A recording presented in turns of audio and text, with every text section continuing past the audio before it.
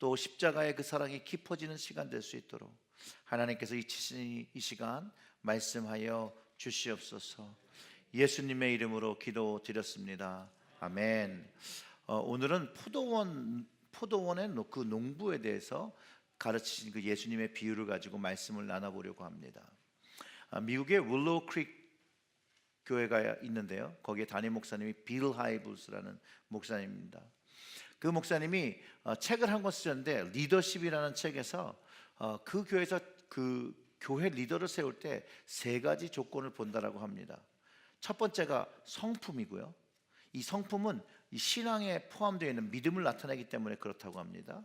둘째로는 조화, 그리고 세 번째로가 이제 능력이라고 합니다. 성품은 사실상 믿음에서 나오는 것입니다.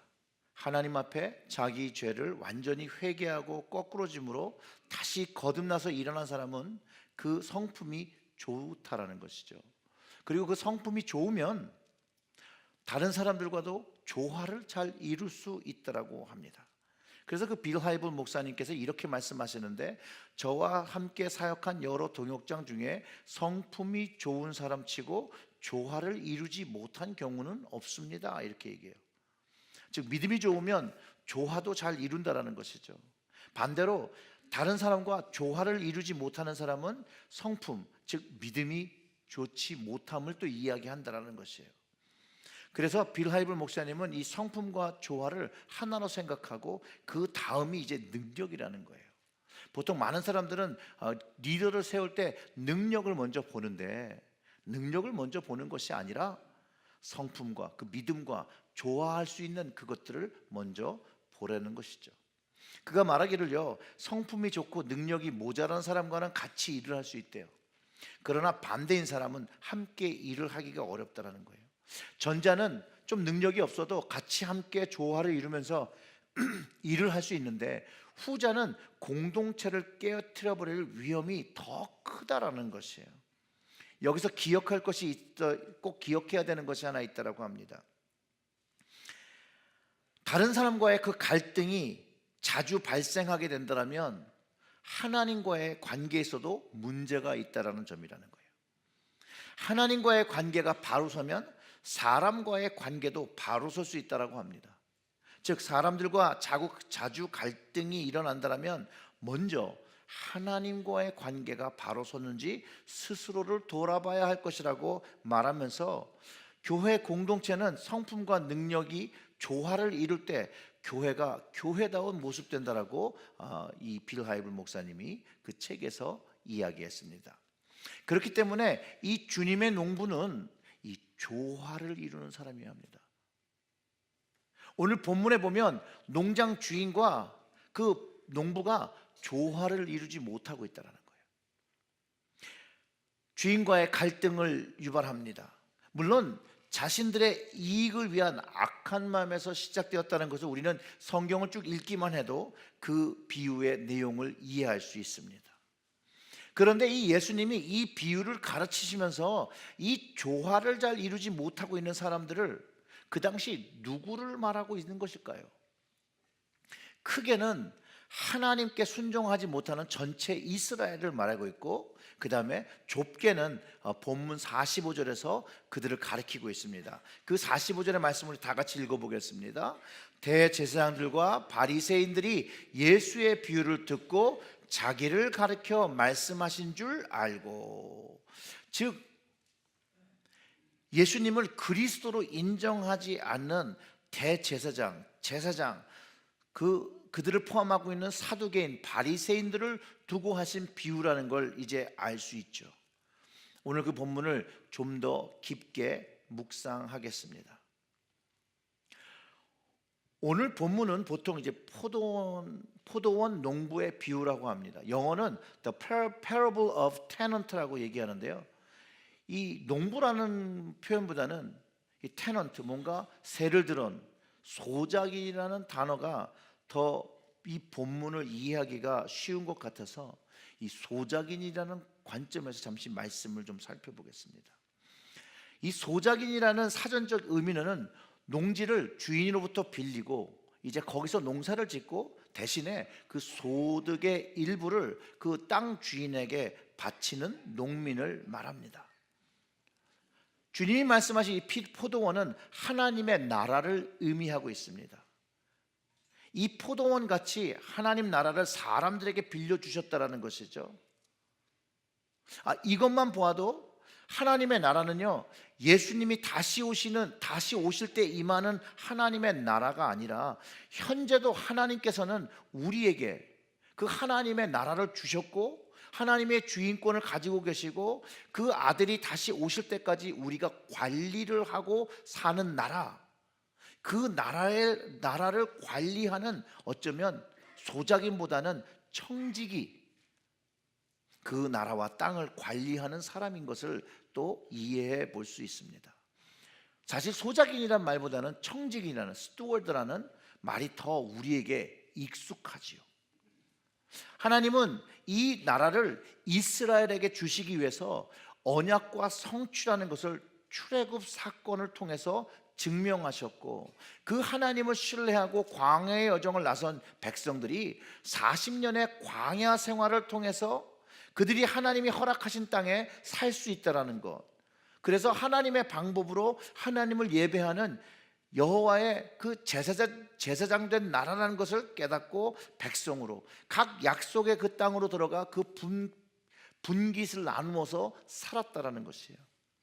그러니까 이스라엘 자체도 하나님께서 주신 땅을 나누어서 살았다라는 것이에요. 그렇기 때문에 하나님을 예배해야만 하는 이 이스라엘이 가나안 땅, 그 약속의 땅에 들어가서 온전히 하나님을 예배했어야 되는데 이 예배를 하나님께 드리지 않고 가나안의 우상들에게 예배를 드리고 범죄했다라는 거예요. 이것이 한 번이 아니라 반복하며 하나님을 배신했다라는 거예요. 예레미야 선지자를 통해서 선포하신 말씀을 이렇게 얘기합니다. 예레미야 31장 32절에 이 언약은 내가 그들의 조상들의 손을 잡고 애굽 땅에서 인도하여 내던 날에 맺은 것과 같지 아니할 것은 내가 그들의 남편이 되었어도 그들이 내 언약을 깨뜨렸음이라 여호와의 말씀이니라. 예전에 분명히 약속을 주셨는데 이스라엘이 깨뜨렸대요. 남편과 아내의 관계였는데 그것을 깨뜨렸다는 거예요. 그래서 이제 새로운 것을 주신다라는 이야기를 하고 있다는 거예요. 고린도전서 10장 7절과 8절을 보면요, 바울이요 이스라엘이 우상 숭배로 멸망한 것을 이야기합니다. 그러면서 바울이 생각하는 하나님 앞에 가장 악한 죄가 바로 이 우상 숭배라는 것이에요. 즉 자신의 마음에 하나님 외에 다른 것을 두고 숭배하는 마음을 말합니다. 그 7, 8절을 읽어드리면 이렇습니다. 그들 가운데 어떤 사람들과 같이 너희는 우상 숭배하는 자가 되지 말라. 기록된 바 백성이 앉아서 먹고 마시며 일어나서 뛰논다 함과 같으니라. 그들 중에 어떤 사람들이 음행하다가 하루에 2만 3천 명이 죽었나니 우리는 그들과 같이 음행하지 말자. 이게 우상숭배에 대해서 이야기하는 거예요. 그리고 이 우상숭배가 음행으로 표현되면서 하나님 앞에서 치링을 한 간음과 같다라고 이야기해주고 있다는 거예요. 부부 생활에서 남편이 버젓이 있고 아내가 있는데 다른 남자나 다른 여자를 만나서는 안 되는 것처럼, 또 그럴 때 그것으로 인해서 부부관계가 깨지면 그 마음의 상처와 아픔이 오는 것처럼 하면 안 된다는 거예요. 그래서 우상숭배가 하나님을 배신하며 간음하고 음행하는 것과 동일하다라고 성경은 끊임없이 구약으로부터 신약까지 이야기하고 있다는 것이에요. 그리고 금방 읽었던 예레미야의 그 이야기를 들으면 하나님이 분명히 이스라엘의 남편이었는데 그 신성한 관계를 우상숭배, 음행으로 깨뜨렸다는 거예요. 신약은 우리를 어떻게 표현하고 있냐면 주님의 신부라고 표현하고 있다는 거예요. 신약의 백성들은 다 주님의 신부로서 주님을 남편 대 신랑 대신 주님을 바라보며 사는 관계라고 우리의 언약 관계를 그렇게 표현하고 있는데, 주님께서 이 부분을 이 농부의 비유를 통해서 말씀하시고 있다는 것이에요. 주님의 농부는 주님의 뜻과 법을 순종해야 한다는 것이에요. 하나님의 청지기, 하나님의 소작인, 그 청지기와 소작인인 이스라엘은 자기 마음대로 살 수가 없습니다. 부부도 결혼을 하고 나면 마음대로 살 수 있나요? 마음대로 살 수 없는 거잖아요. 똑같다라는 거예요. 하나님과 언약을 맺으며 살면 마음대로 살 수가 없어요. 그 법과 관계 속에서 살아야 한다는 거예요. 근데 그걸 깨트렸다라는 거예요. 그 본문의 시작 33절을 보면 다른 한 비유를 들어 한 집 주인이 포도원을 만들어 산 울타리를 두르고 거기에 즙자는 틀을 만들고 망대를 지어 농부들에게 새로 주고 타국에 갔더니, 즉 뭐예요? 이 포도원을 만든 주인이 있다라는 거예요. 그 소유주가 있음을 얘기하고 그 땅을 이스라엘에게 주신 이가 바로 하나님이라는 거예요. 그런데 이 이스라엘이 하나님의 주권을, 그 소유권을 인정하지 않는다는 거예요. 그래서 비유는 금전적인 방법을 통해서 하나님과 이스라엘이 그 관계를 깨어졌다는 것을 표현하는데, 이건 예수님이 너무나도 우리가 쉽게 이해할 수 있도록 비유를 해주신 거죠. 소작인이 땅으로부터 주인을 받아 경작하면 그 소출을 주어야 한다는 것이죠. 이스라엘이 하나님으로부터 받은 그 언약과 그 사랑과 그 땅을 생각한다면 하나님께 드릴 것이 있는데, 그게 그 사랑과 예배라는 것이죠. 열매라는 것이죠. 그 34절부터 39절의 말씀을 이제 찬찬히 읽어보겠습니다. 그 34절을 보면 열매 거둘 때가 가까움에 그 열매를 받으려고 자기 종들을 농부들에게 보내니 농부들이 종들을 잡아 하나는 심히 때리고 하나는 죽이고 하나는 돌로 쳤거늘 다시 다른 종들을 처음보다 많이 보내니 그들에게도 그렇게 하였는지라. 후에 자기 아들을 보내며 이르되 그 아들이 내 아들은 존대하리라 하였더니, 주인이 이런 생각을 가지고 아들까지 보낸다는 거예요. 사실 이 비유의 주된 이야기는 마땅히 드려야 할 열매를 주인에게 주지 않고 그 주인의 종들이 자기의 것을 취하기 위해서, 자기의 것으로 취하기 위해서 그 종들을 먼저 때리고 죽였다는 거예요. 또한 주인의 아들조차 이를 죽이면 상속받을 사람이 없기 때문에 이 땅이 나중에 우리 것이 될 수 있다라고 하고 아들을 죽인다라는 거예요. 38절과 39절이 그 내용이죠. 농부들이 그 아들을 보고 서로 말하되 이는 상속자니 자 죽이자, 그의 유산을 차지하자 하고 이에 잡아 포도원 밖에 내쫓아 죽였느니라. 이 예수님의 비유 속에는요, 이스라엘이 이렇게 하나님 앞에 범죄하게 된 가장 그 큰 이유를 탐욕이라고 이야기하고 있네요. 탐욕, 욕심. 탐욕적이고 외식적인 종교적인 백성들과 지도자들을 비판하고 있다는 거예요. 오늘 본문 그 마지막에도 그들이 나중에 주님의 그 말씀하시는 것이 자기한테 하는 것을 알았지만 사람들이 예수님을 선지자로 알기 때문에 무서워서 잡지 못했다라고 그 46절에서 이야기하고 있습니다. 그런데 예수님은 이 비유를 하시면서 이제 예수님의 앞으로 미래에 일어날 일들을, 그 십자가의 죽음을 가르쳐 주고 계시고 그 십자가 죽음 이후에 따라올 주님의 은혜와 약속을, 새 언약을 이 비유를 통해서 가르쳐 주고 계시다라는 것이에요. 즉 예수님이 포도원의 주인의 아들로서 이제 죽게 될 것을 가르쳐 주고 계시는 거예요. 그리고 죽게 되는 그 이유가 사람들이 자신의 이득과 자기의 권력을 지키기 위해서라는 것을 가르쳐 준다는 거예요.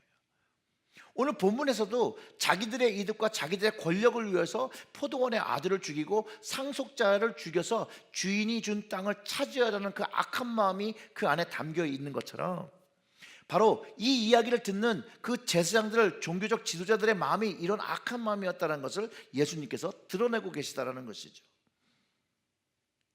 그 행동과 마음이 다른 사람들이었다는 것이죠. 위선적인, 외식적인 신앙으로 차있던 사람들이었다는 거예요. 그런데 이것이 그들의 것만이 아니라 이런 마음이 우리에게도 담겨 있다는 거예요. 우리에게도 위선적인 신앙이, 외식적인 신앙이 담겨 있다라는 거예요. 스펄전 목사님이 하신 유명한 말씀인데요, 이 위선적인 신앙에 빗대어서 이렇게 말씀하셨습니다. 비 없는 구름과 같고 물이라고 한 방울도 없이 바짝 말라버린 개울과 같다라고 말했어요. 그리고 그것은 마치 연극 배우가 왕의 복장으로 분장하여 무대에서 위를 늠름히 걸다가 연극이 끝난 후에 평복을 갈아입고 가난한 자기의 삶으로 돌아가 부끄러움을 느끼는 것과 같은 것이라고 비유하며 설교했었습니다. 그분은 위선자는 남에게 보이기 위해 선을 행하는 사람이라는 것이에요.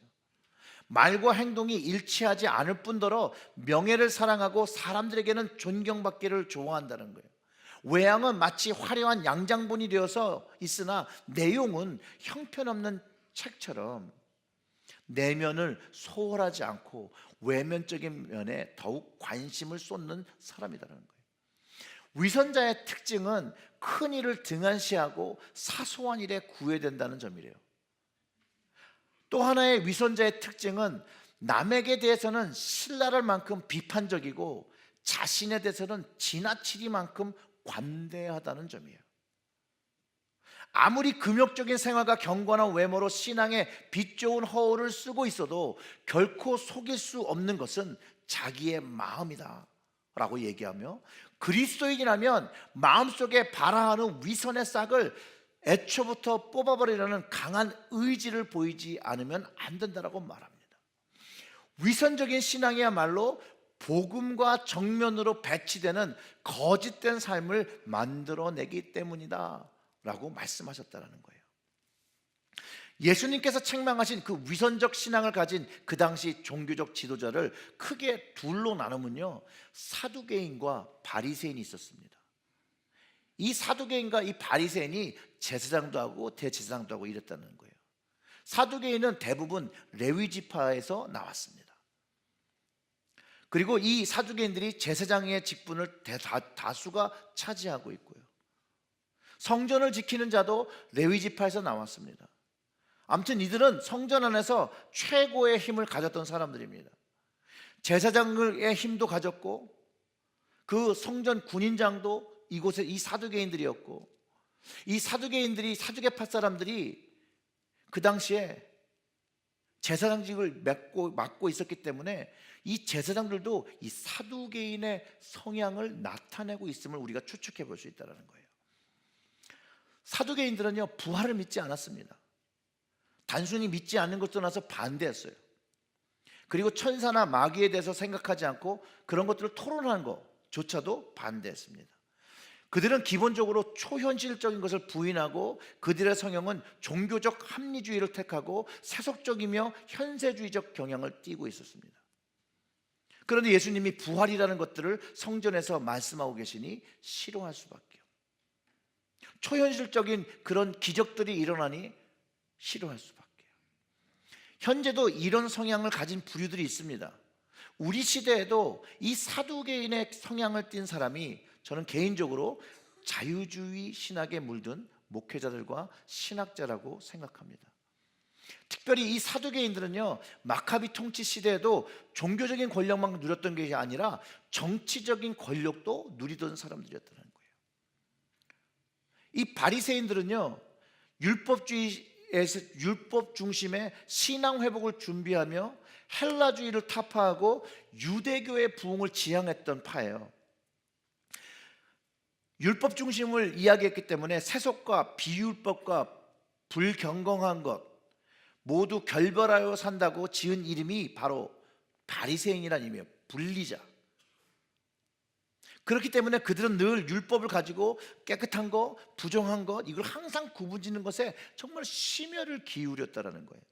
그렇기 때문에 복음서에서 예수님이 이 바리새인들과 대화할 때 항상 이것을 가지고 안식일에 병 고치신 것, 죄인들과 함께 먹는 것, 이런 걸로 인해서 주님과 논쟁을 벌였고 주님을 그래서 결국은 반대했다라는 거예요. 현대의 바리새인들도 있죠. 극보수파죠. 극보수. 이들은 바리새인들을 참 많이 닮아서 성경의 말씀에 비추어서 자신들의 믿는 것과 다르다고 생각하면 이단 시비를 제기하고 정죄하죠.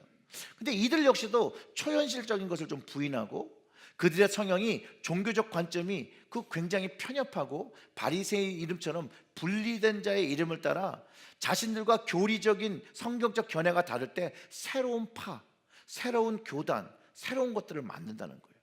그래서 여전히 지금 우리의 삶 속에는 수많은 교파와 교단과 교회와 당들이 지어져 있다는 거예요. 바리새인들 중에 특징은 자신들이 가장 올바르다라고 생각합니다. 의롭다고 생각합니다. 이들은 정통의 문제로 늘 항상 논쟁과 다툼을 제공합니다. 사두개인이든 바리새인이든 그들의 문제는 뭐였냐면요, 예수님을 반대했다라는 거예요. 근데 현대의 사두개인과 현대의 바리새인들은 예수님을 부인하진 않지만 예수님의 것을 주장하기보다는 자신들의 생각과 전통과 고정관념을 주장합니다. 이들의 성향은 옛날이나 지금이나 동일한 게 있어요. 그게 뭐냐면 돈과 권력적 욕심, 정치적인 욕심은 동일하다라는 거예요. 바로 이것이 주님이 드러내는 이들의 위선적인 삶입니다.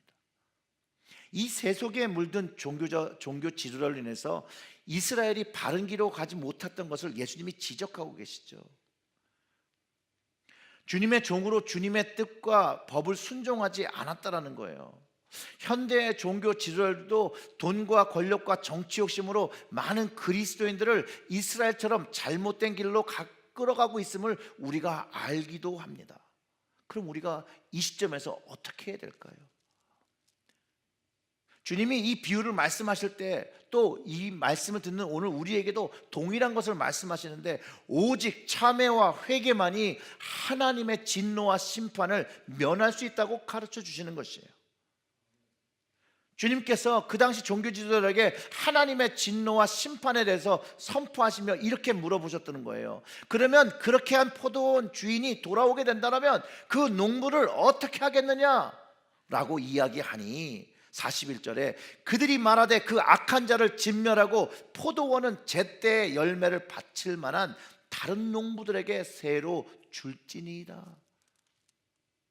주님은 분명히 그 하나님을 반대하고 하나님께 불순종하고 살아가는 그 이스라엘들에게 심판이 있음을, 그 악한 농부는 진멸당한다라고 선포하셨다라는 거예요. 하나님의 것을 자신의 것으로 여기고 자기 생각과 자기 마음대로 살아가는 사람들에게 심판이 있다라고 이야기하셨다라는 거예요.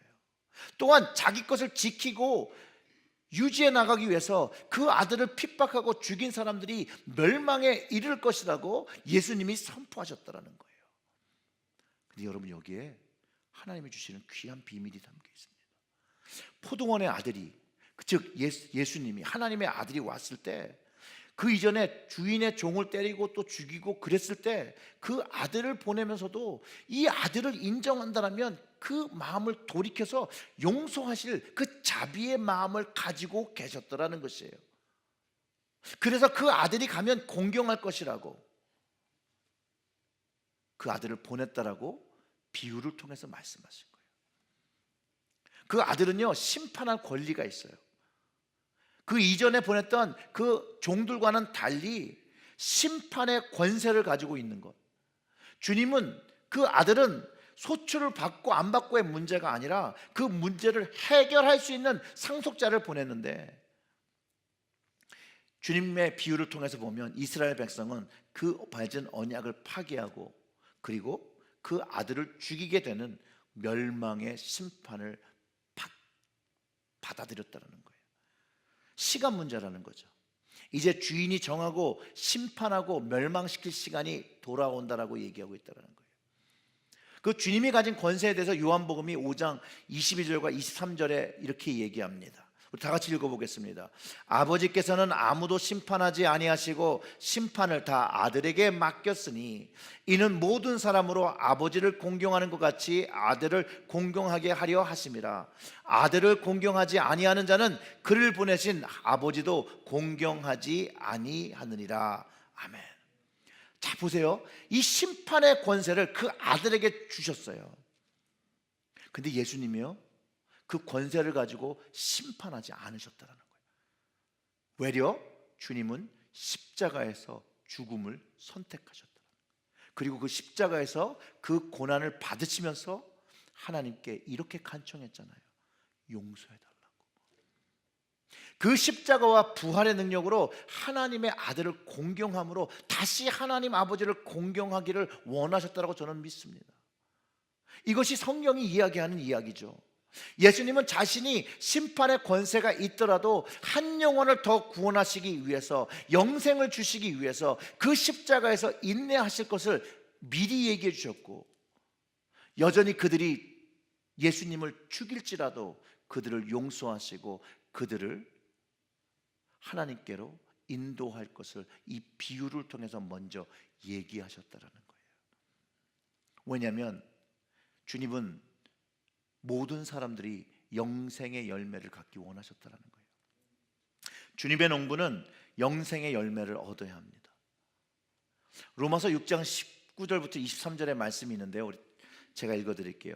너희 육신이 연약함으로 내가 사람의 예대로 말하노니 전에 너희가 너희 지체를 부정과 불법에 들여 불법에 이른 것 같이 이제는 너희 지체를 의에게 종으로 들여 거룩함에 이르라. 너희가 죄의 종이 되었을 때에는 의에 대하여 자유하였느니라. 너희가 그때 무슨 열매를 얻었느냐? 이제는 너희가 그 일을 부끄러워하나니 이는 그 마지막이 사망임이니라. 그러나 이제는 너희가 죄에서 해방되고 하나님께 종이 되어 거룩함에 이르는 열매를 얻었으니 이게 뭐라고요? 마지막은 영생이라. 같이 읽어보겠습니다. 23절. 죄의 삭은 사망이요 하나님의 은사는 그리스도 예수 우리 주 안에 있는 영생이니라. 이게 주님의 은혜라는 거예요. 주님은 끝까지 이 비유를 통해서 마지막 가르쳐드리고 싶었던 것은 바로 용서함이 있고 이 영생함이 있다는 거예요. 우리는 다 하나님의 영광에 이르지 못하는 죄를 지었지만 주님의 이 은혜로 말미암아 우리는 사망에 속한 사람이었지만 마지막이 영생이 될 수 있는 기회가 있다라는 것이에요. 하나님은요 이스라엘에게 사망을 선포하세요. 그런데 예수님은 이 사망의 선포를 생명으로 바꾸십니다. 예수께서 이르실 때 너희가 성경의 건축자들이 버린 돌이 모퉁이의 머릿돌이 되었나니 이것은 주로 말미암아 된 것이요 우리 눈에 기이하도다 함을 읽어본 일이 없느냐라고 이 말씀을 성취하시는데, 예수 안에 영생을 얻게 됨을 사람들에게 말씀하십니다. 주님을 죽이고 버린 돌처럼 취급했는데 그 버린 돌 된 그 주님께서 이제 모퉁이이 되어 새 언약의 하나님 나라의 머릿돌이 되셨으니 이제 주님과 함께 새로운 하나님의 나라를 만들어갈 수 있다는 것이죠. 그 새로운 하나님의 나라가 나라의 백성이 되었다는 것이죠. 그러니 주님께서 이 땅에 오셔서 하나님 나라가 가까웠다고 하고 회개하라고 하신 말씀이 더 잘 이해가 된다는 것이에요.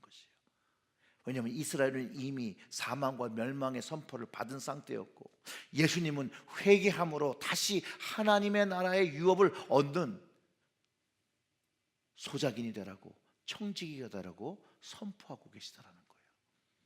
그 회개를 요구하고 그 회개에 대한 합당한 열매를 맺으라고 하시고, 마태복음 21장 43절의 말씀은 그러므로 내가 너희에게 이르노니 하나님 나라를 너희는 빼앗기고 그 나라에 열매 맺는 백성이 받으리라, 이렇게 말씀하셨더라는 거예요. 하나님 나라의 열매 맺는 백성은요 모퉁이 돌 대신 예수님을 통해서 영생의 열매를 얻고, 그러니 회개의 열매를 맺은 사람이 될 거고, 그러니 성령의 열매를 맺은 사람이 될 거고, 빛의 열매를 맺는 착함과 의로움을 가진 사람이 된다는 거예요. 성경이 말하는 이 열매에 대해서 총체적으로 말하면 하나님 백성의 거룩함을 가지게 된다는 것이죠. 하나님 백성으로 다른 점, 구분되는 점, 구분된 삶, 세상에 있는 사람들과의 다른 삶이 있어야 함을 이야기한다는 것이에요. 그렇지 않나요? 하나님을 믿으면서 세상과 다를 것이 없다라면 오늘 본문에서 예수님이 책망하신 사두개인이나 바리새인이나 대제사장이나 다를 게 없다라는 거예요. 여전히 그들에게 임했던 하나님의 진노와 심판만 있을 뿐이라는 거예요. 오늘 예수님의 그 비유 중에 이스라엘 언약이 예수님으로 인해 새 언약으로 바뀌어졌다라는 것이죠. 이전에는 하나님께서 민족적인 선택을 하셔서 이스라엘을 선택하시고 그에게 그 하나님의 나라를 유업으로 주셨다라면, 이제 하나님의 아들이 오시고 이제 청직이 된 소작인 된 사람들이 주님을 죽인 후에 하나님은 더 이상 민족적인 선택을 하지 않으신다는 거예요. 하나님은 믿음의 선택을 하신다는 거예요. 예수 그리스도를 존중하며 받아들이는 사람들을 존중하시며 그들에게 새로운 언약을 주시기 시작했다는 것이죠.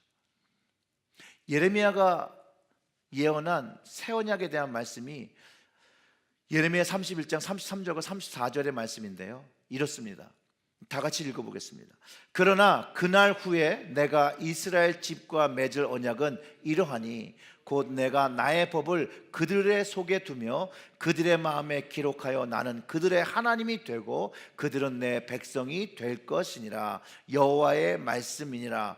그들이 다시는 각기 이웃과 형제를 가르쳐 이르기를 너는 여호와라 알라 하지 아니하리니 이는 작은 자부터 큰 자까지 다 나를 알기 때문이라. 내가 그들의 악행을 사하고 다시는 그 죄를 기억하지 아니하리라. 여호와의 말씀이니라. 아멘. 오직 하나님의 말씀이신 예수님을 마음에 두고 그 마음에 새기면 그 믿음의 선택을 가진 자들에게 하나님은 하나님의 백성으로 선택하시고 그들이 지은 모든 죄를 용서하시며 기억하지 않으신다라는 것이에요. 바로 이것이 십자가의 복음으로 선언되어진다는 것이죠. 우리는 이것을 믿으며 하나님의 자녀되는 권세를 얻는다는 것이에요. 우리의 죄가 사해진다는 것이에요. 이것이 주님께서 지신 십자가의 길이며 십자가의 뜻이며 십자가의 언약이라는 것이에요. 이 언약을 주시기 위해 주님께서 고난당하신 이 사순절을 우리가 기념하는 것이라는 거예요. 앞으로 40일 6주 동안 주님께서 나를 위하여 베푸신 이 십자가의 그 여정을 기억하며 다시 한번 믿음으로 나아가는 거예요. 다시 한번 회개로 나아가는 것이에요. 다시 한번 하나님 나라를 준비하는 것이에요. 다시 한번 성령의 열매를 맺으며 빛의 열매를 가지며 주님을 닮아 의로움과 선함을 가지며 주님 앞에 주님의 자녀의 모습으로 서는 것이에요.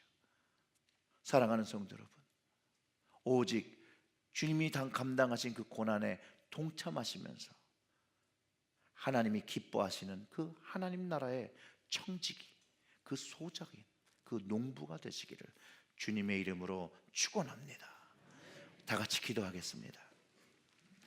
주님, 주님의 청지기로 주님의 농부로 정말로 교회 공동체에서 조화를 이루며 살아갈 수 있게 하시고 또 주님의 말씀과 주님의 뜻을 순종하며 살아가는 저희들이 되게 하시고 저희들이 정말 이 영생의 열매를 가져 주님께서 주신 그 구원의 기쁨과 그 능력을 가지고 살아가는 저희들이 되어 세상과 다른, 세상과 구별되어지는 거룩한 백성의 삶, 제사장의 삶을 살아갈 수 있도록 이스라엘이 제사장의 나라로 불림받았던 것처럼 우리도 왕같은 제사장으로 불림을 받았으니 이제 세상에 나가 하나님을 믿고 하나님을 예배하는 자로서 세상과 구분된 하나님 나라의 유업을 얻은 자의 삶을 살아갈 수 있도록 주님, 저희들에게 성령으로 함께하여 주시옵소서.